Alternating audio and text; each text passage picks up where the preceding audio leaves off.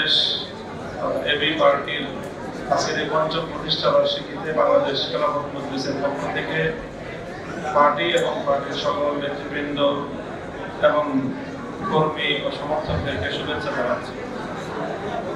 বাংলাদেশে রাজনৈতিক অঙ্গনে আমরা কয়েকটি ধারায় কাজ করি।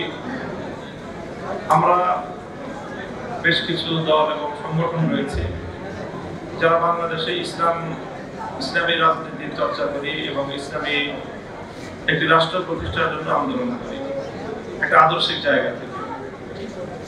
ঠিক আমাদের মতোই আদর্শিক জায়গা থেকে আরেকটি পক্ষ বাংলাদেশে রাজনীতি করে, যেটা বামপন্থী রাজনীতি। তারাও অনেক কিছু অত্যন্ত সৎ এবং ভালো কিছু কর্মসূচি নিয়ে বামপন্থী দলগুলো রাজনীতি করে।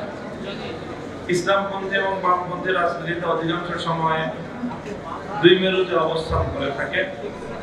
আমাদের বাংলাদেশের ইসলামী রাজনীতির যে প্রধান ব্যক্তিত্ব স্বাধীনতা পরবর্তী বাংলাদেশে হাফেজ জি হুজুর রহমতুল্লাহ আলাইহি, তিনি সর্বপ্রথম বাংলাদেশে ইসলামপন্থী রাজনীতির মুখপাত্র এবং প্রধান নেতা হিসাবে বামপন্থী রাজনৈতিক নেতৃবৃন্দকে তিনি একটা ঐক্যের মঞ্চে আনার উদ্যোগ গ্রহণ করেছিলেন।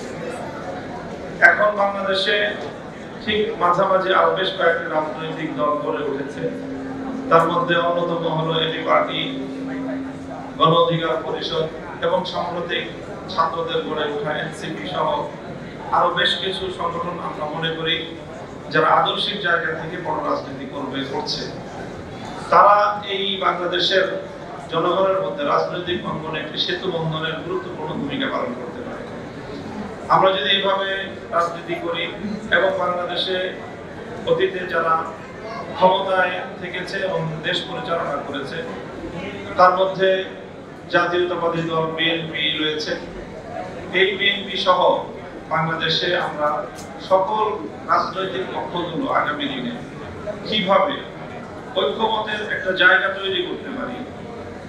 ফ্যাসিবাদী শেখ হাসিনার যে রাজনৈতিক প্রধান দর্শন ছিল যে বাংলাদেশকে বিভক্ত করা এবং বাংলাদেশকে বিভক্ত করে দেশের মানুষের মধ্যে এমন একটা সংঘাত তৈরি করা যাতে দেশটা কখনোই শান্ত হতে না পারে, ডিভাইড এন্ড রুলের যে পলিসি সে অনুসরণ করেছিল, ফ্যাসিবাদের সাথে সাথে তার এই নীতি যেন বাংলাদেশ থেকে চিরতরে উৎখাত হয়। এবি পার্টির আজকের এই পঞ্চম প্রতিষ্ঠা বার্ষিকী উপলক্ষে আমি সেই প্রত্যাশা ব্যক্ত করছি।